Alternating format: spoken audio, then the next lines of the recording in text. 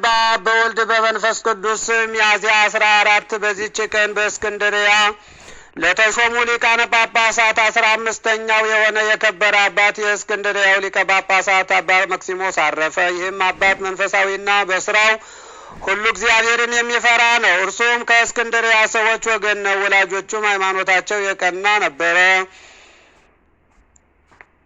የዮናውያንንም ጽሕፈትንና መጽሐፋቸውን ጥበባቸውንም ሁሉ ተምሮ ፍጹም አዋቂና አስተዋይ የሆነ በዮናኒ ቋንቋ ከዚህም በኋላ የቤተ ክርስቲያንን ትምህርት ልዑል እግዚአብሔር የሰራውን ሕግና ስርዓት ተማረ። አባት ያሮክላም ዲቁና በእስክንድርያ ሾመው። ከዚያም በኋላ ዲዮናስዮስ ቅስና ሾመው። በተሾመባትም ሁሉ ላይ ተጠምዶ የሚያገለግልና የሚጋደል ሆነ። አባ ዲዮናስዮስም ባረፈ ጊዜ አዋቂዎች ኤጲስቆጶሳትንና ካህናትን ማህበሩም ሁሉ መረጡት። በእግዚአብሔርም ፈቃድ በወንጌላዊ ማርቆስ ወንበር ላይ ሊቀ ጳጳሳት አድርገው ሾሙት።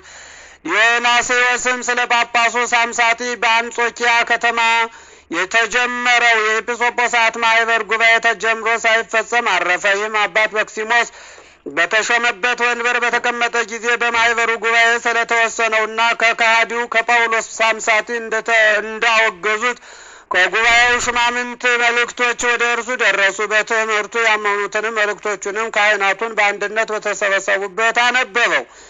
ከዚያም በኋላ ዳግመኛ ከራሱ መልእክቶች ጽፎ የጳውሎስ ሳምሳቲን ስህተት ያርቅ ዘንድ ወደ እግዚአብሔር እንዲጸልዩና እንዲማልዱ እያዘዘ ወደ ግብጽ አገሮች ሁሉ ወደ ኢየሩሳሌምና ወደ ኖባ አገር ላካቸው።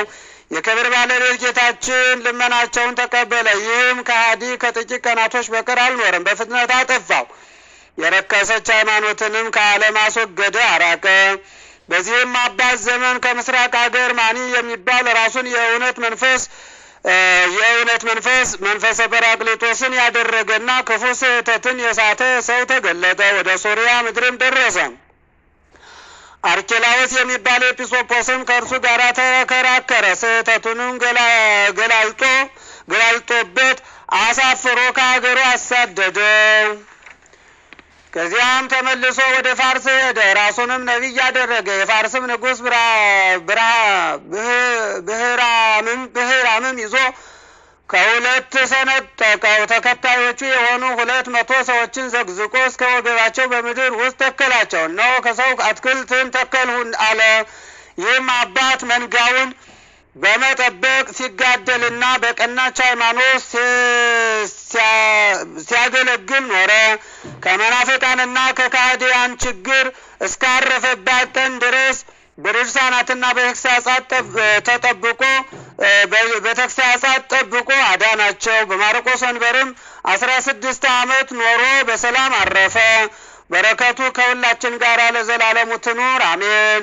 ሰላም ለመክሲሞስ ልዑል መንበረ ማርቆስ ሰባኬ ወንጌል ሩቅ ትብስት እምተዋሕዶ ተቃል በትምህርተ ካይድ ለብሲ ዘይብል መጽሐፈ ግዘት አንበረ በኩሉ ደወል ዛቅረብኩ ማህሌተ አዘኪሬ አእላፈ ተጸምዱ ከዘልፈ ለላ አነብብ ተወከፍ ዘንዴቴ መጽሐፈ እንተረሰይ ከእግዚኦ ጸሪቀ መበለት ውኩፈ ምላብኡ ቡላን ዘተርፈ ነቢያት ቅዱሳን ወሐዋርያት ሰባክያን ሰማዕታት ደናግል ወመነኮሳት ሄራን ባርኮ ጉባኤ ዛቲ መካን እስከ አረጋዊ ልሂቅ እምንዑስ ሕፃን ለዘጻፎ በክርታስ ወለዛ ጻፎ እንዘይደርስ ለዛ አንበቦ ወለዘ ተርጎሙ በልሳነ ሐዲስ ወለዘ ሰማ ቃሎ በእዝነ መንፈስ ቅዱስ በጸሎተሙ ማርያም አራቂተ ኩሉ እምባይስ ህቡረ ይምሃረነ ኢየሱስ ክርስቶስ።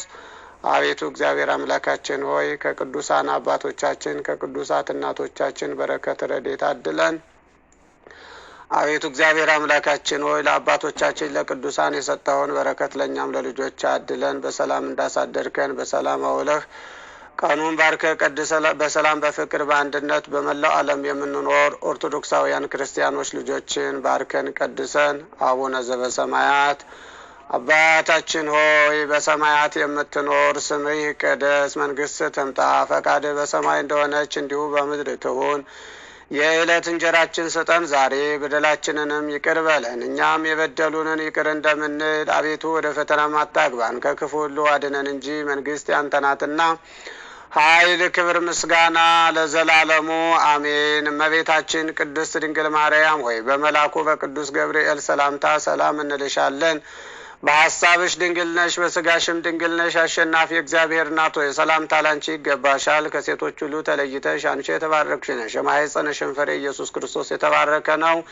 ጸጋን የተመላሽ ቅድስት ሆይ ደስ ይበልሽ፣ ልዑል እግዚአብሔር ከአንቺ ጋር ነውና ከተወደደው ልጅሽ ከጌታችን ከመድኃኒታችን ከኢየሱስ ክርስቶስ ዘንድ ይቅርታንና ምሕረትን ለምኝልን ኃጢአታችንንም ያስተሰርይልን ዘንድ ለዘላለሙ አሜን።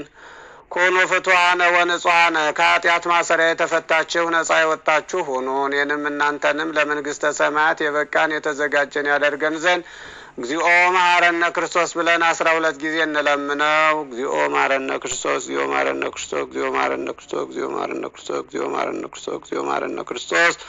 ያለፈውን ይቅር ብሎ ከሚመጣው መከራ ፈተና ሁሉ ይሰውረን ዘንድ በእንተ እግዝእትነ ማርያም እንበል 12 ጊዜ። በእንተ እግዝእትነ ማርያም መሐረነ ክርስቶስ፣ በእንተ እግዝእትነ ማርያም መሐረነ ክርስቶስ፣ በእንተ እግዝእትነ ማርያም መሐረነ ክርስቶስ፣ በእንተ እግዝእትነ ማርያም መሐረነ ክርስቶስ።